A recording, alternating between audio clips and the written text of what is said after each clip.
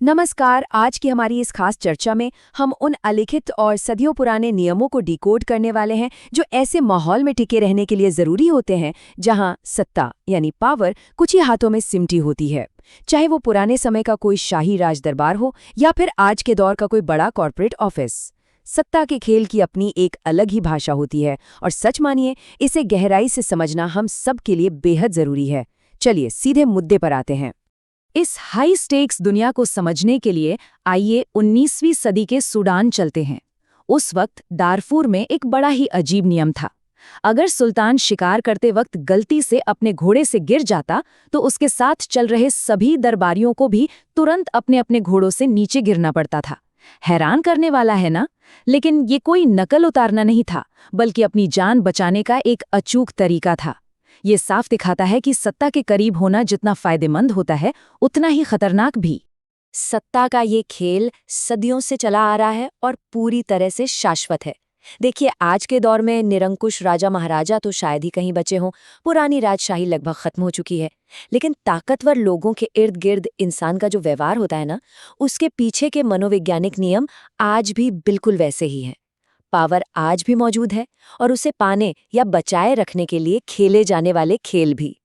Ivan क्रिलोव की एक बहुत ही क्लासिक कहानी है जो इस बात को एकदम सटीक तरीके से समझाती है। कहानी में दो कुत्ते हैं। एक है बारबोस, जो बेहद वफादार है, दिन रात जी तोड़ मेहनत करता है और कड़ाके की ठंड में बाहर सोता है। वहीं दूसरा है जोजो का, जो मखमली सोफे पर सोता है और चांदी के बर्तनों में खाना खाता है। अब आप सोचेंगे ऐसा क्यों? क्योंकि जोजो का ने अपने पिछले पैरों पर चलना सीख लिया है। मतलब साफ है, सिर्फ कोल्हू के बैल की तरह मेहनत करने से अक्सर कोई बड़ा इनाम नहीं मिलता, जबकि अपने सुपीरियर को खुश करने की कला और थोड़ी सी पॉलिटिकल ग्रेस कहीं ज्यादा फायदेमंद साबित होती है। तो आखिर इस खेल को जीता कैसे जाए, इसके लिए कुछ बहुत ही बुनियादी रणनीतियां हैं जो हमेशा काम आती हैं।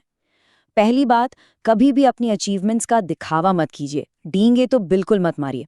दूसरा, अपनी कड़ी मेहनत को ऐसे पेश कीजिए जैसे वो आपके लिए बिल्कुल सहज हो, जैसे आपको कोई एक्स्ट्रा एफर्ट ही न लगाना पड़ रहा हो। और तीसरा, सबसे जरूरी पॉइंट, चापलूसी सीधे मुंह कभी मत कीजिए। इसकी जगह सामने वाले को इस तरह बेहतर दिखाइए कि उसे खुद अपनी महानता का एहसास हो। जो इन 3 चीजों में मास्टर बन जाता है, वो बिना ज्यादा मेहनत किए सबका चहेता बन जाता है। महान दार्शनिक आर्थर शोपेनहावर की एक बात यहाँ बिल्कुल फिट बैठती है। उनका कहना था कि अपनी भावनाओं पर कंट्रोल रखना और सही वक्त पर रणनीतिक विनम्रता दिखाना इतना असरदार होता है कि ये सख्त से सख्त इंसान को पिघला सकता है, बिल्कुल वैसे ही जैसे गर्मी किसी मोम को पिघला देती है। ये ऐसा अचूक हथियार है जिसे कोई भी नजरअंदाज नहीं कर सकता। अब बात करते हैं एक बहुत ही नाजुक विषय की, सुपीरियर या किसी ताकतवर इंसान के अहंकार को कैसे संभाला जाए। किसी भी महत्वाकांक्षी इंसान के लिए सबसे खतरनाक काम होता है ऐसे व्यक्ति को सलाह देना या उसकी गलती निकालना जिसे लगता हो कि पूरी दुनिया उसी के इशारों पर नाचती है। सच में ये एक बहुत ही डेलिकेट आर्ट है। इतिहास के पन्नों से 2 बहुत ही दिलचस्प उदाहरण लेते हैं जो बताते हैं कि क्यों कड़वा सच बोलना अक्सर बेवकूफ़ी साबित होती है।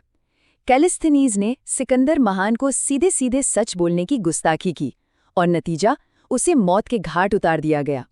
इसके बिल्कुल उलट मशहूर आर्किटेक्ट जूल्स मंसार्ट ने राजा लुई 14वें के सामने पेश किए गए अपने नक्शों में जानबूझकर कुछ छोटी गलतियां छोड़ दीं। जब राजा ने उन गलतियों को पकड़ा और सुधारा तो मंसार्ट ने उनकी खूब तारीफ की। इस तरह राजा का अहंकार संतुष्ट हुआ और मंसार्ट को अपार सफलता मिली। ये एक असली मास्टर स्ट्रोक था। प्राचीन चीन के विद्वानों ने इस अहंकार को संभालने का एक और भी गजब का तरीका निकाला था। वो अपने सम्राट की कभी सीधे आलोचना नहीं करते थे। इसके बजाय वो सरकारी दस्तावेजों में कुछ अजीबोगरीब घटनाएं लिख देते थे, जैसे हंसों का उल्का उड़ना। जब सम्राट इसे पढ़ता तो उसे लगता कि ब्रह्मांड उसे कोई चेतावनी दे रहा है और वो खुद अपनी गलतियां सुधार लेता। क्या कमाल की ट्रिक थी ना, अपनी जान का कोई जोखिम नहीं और काम भी पूरा। अब आते हैं एक और बड़े खतरे पर, दूसरों से ज्यादा होशियार या काबिल दिखना। याद रखिए, जहां पावर होती है वहां ईर्ष्या और जलन का माहौल भी होता है। इसका मतलब है कि सिर्फ सुपीरियर से ही नहीं, बल्कि आपके साथ काम करने वालों से भी आपको उतना ही बड़ा खतरा हो सकता है। मशहूर पेंटर JMW टर्नर ने एक बार कुछ ऐसा किया जो शायद किसी भी कलाकार के लिए सोचना भी मुश्किल हो। एक प्रदर्शनी से ठीक पहले उन्होंने अपनी ही एक बेहतरीन पेंटिंग के शानदार रंगों को कालिक से फीका कर दिया, क्यों?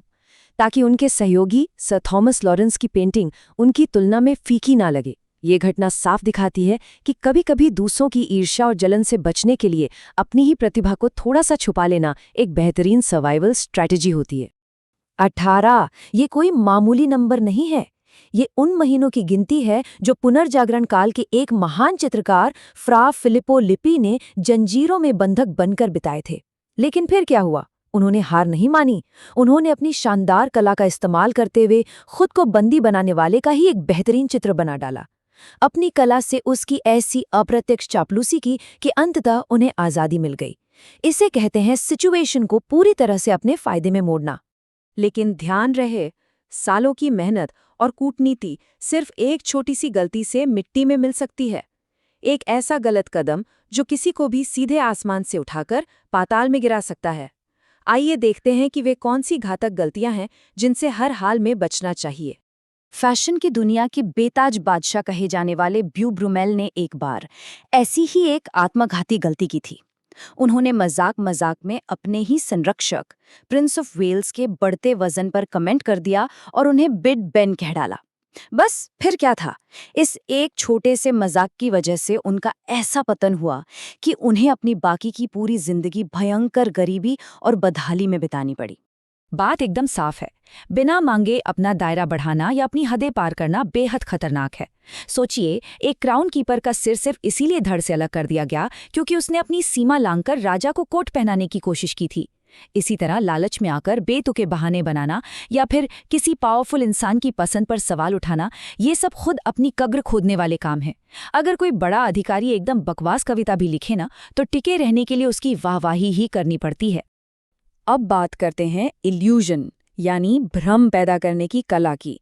इस सत्ता के खेल के असली खिलाड़ी वो जादूगर होते हैं जो अपने असली इरादों और चालों को इतनी सफाई से छुपाते हैं कि सामने वाले को भनक तक नहीं लगती। जीन डी ला ब्रुयर का ये कोट बिल्कुल सटीक बैठता है। वो कहते हैं कि जो इंसान इस राजनीति को समझता है वो दुश्मनों पर मुस्कुराता है और अपनी भावनाओं को हमेशा छिपा कर रखता है। ये उस मजबूत मुखौटे को दर्शाता है जिसे पहनकर हर वक्त लोगों की पैनी नजरों का सामना करना पड़ता है। असली कामयाबी इसी बात में है कि आप बिना अपनी भड़ास निकाले, बिना अपना असली चेहरा दिखाएं, कैसे आगे बढ़ते हैं। इस इल्यूजन का एक बहुत ही शानदार उदाहरण चित्रकार इसाबे की पेंटिंग में देखने को मिलता है। उन्हें एक ही पेंटिंग में दो ऐसे दिग्गजों को दिखाना था जिनके ईगो आसमान छूते थे। इसाबे ने क्या गजब का दिमाग लगाया। उन्होंने ड्यूक ऑफ वेलिंगटन को कमरे में एंट्री करते हुए दिखाया ताकि सबकी नजरें उन पर हों, और दूसरी तरफ टैलेरेंट को कैनवस के बिल्कुल सेंटर में बिठा दिया। नतीजा, दोनों ही दिग्गजों का ईगो सेटिस्फाई हो गया और बिना किसी अनबन के काम बन गया। लेकिन कभी-कभी भ्रम पैदा करना भारी भी पड़ सकता है। महान राजनेता टैलेरेंट ने नेपोलियन के साथ एक बहुत ही रिस्की प्रैंक खेला। नेपोलियन के ग्रामीण बैकग्राउंड का मजाक उड़ाने के लिए उन्होंने एक पूरी की पूरी योजना बनाई। सुबह सुअर के शिकार का नाटक रचा गया जिसमें नौकरों ने पालतू सुअर छोड़ दिए, और जब ये देखकर नेपोलियन को गुस्सा आया तो उसे शांत करने के लिए आनन फानन में खरगोश के शिकार का इंतजाम किया गया। और इस पूरे नाटक का सबसे मजेदार हिस्सा क्या था? 50 नेपोलियन ने पूरे गर्व के साथ 50 खरगोशों का शिकार किया। उसका सीना चौड़ा था, लेकिन उसे इस बात की जरा भी भनक नहीं थी कि टैलेरेंट के नौकरों ने इस शिकार को कामयाब दिखाने के लिए उन खरगोशों को अभी-अभी पास के बाजार से खरीदकर वहां छोड़ा था। लेकिन खेल तब पलटता है जब सच्चाई सामने आ जाती है। जब नेपोलियन के एक सहयोगी ने उन बाजारू खरगोशों का सच उगल दिया तो तबाही मच गई। पकड़े जाने पर एक पल में ही कोई भी शानदार रणनीतिकार एक धोखेबाज बन जाता है। इस घटना ने नेपोलियन के अंदर ऐसा गुस्सा भर दिया जो सालों तक शांत नहीं हुआ। मतलब भ्रम तभी तक अच्छा है जब तक वो भ्रम बना रहे। सत्ता के इस पूरे खेल में कभी-कभी सबसे बड़ी ताकत विनम्र होने में छुपी होती है। जी हाँ, कई बार सबसे समझदारी भरा कदम यही होता है कि हम अपनी ईगो को किनारे रखकर किसी और की आलोचना या बात मान लें, भले ही वो हमसे कम दर्जे का क्यों ना हो। इसे समझने के लिए विंस्टन चर्चिल जैसे कद्दावर नेता का उदाहरण ही देख लीजिए। उन्होंने अपनी एक लैंडस्केप पेंटिंग में एक छोटी सी भेड़ बना दी, सिर्फ इसलिए क्योंकि एक बहुत ही ताकतवर अमेरिकी पब्लिशर हेनरी लूज ने ऐसा करने को कहा था। चर्चिल जानते थे कि अपना थोड़ा सा ईगो साइड में रखने से अगर एक बड़े और ताकतवर इंसान को खुश किया जा सकता है तो इसमें कोई बुराई नहीं है। इसे कहते हैं रणनीतिक विनम्रता। तो कुल मिला के बात यह है कि सत्ता का जो मूल स्वभाव है वो कभी नहीं बदलता, चाहे कोई भी सदी हो। जो इन अलिखित नियमों को समझ लेता है वो ना सिर्फ सर्वाइव करता है बल्कि सबसे आगे निकल जाता है। अपनी बात घुमाकर कहना, दूसरों की जलन से बचने के लिए अपनी चमक थोड़ी कम रखना और जरूरत पड़ने पर विनम्र बन जाना, ये वो हथियार हैं जो हर दौर में काम आते हैं। चर्चा को खत्म करने से पहले एक सवाल सोचने वाला है। आज के इस मॉडर्न कॉरपोरेट या सोशल स्ट्रक्चर में कितनी बार ऐसा होता है जब किसी दूसरे के अहंकार को संतुष्ट करने के लिए थोड़ा सा झुक जाना या उनकी बात मान लेना ही सबसे बड़ी और सबसे स्मार्ट चाल साबित होती है? शायद सत्ता के इस खेल में कभी-कभी थोड़ा सा झुकना ही सबसे ऊंची छलांग लगाने की तैयारी होती है। इसी विचार के साथ आज की चर्चा को यहीं विराम देते हैं।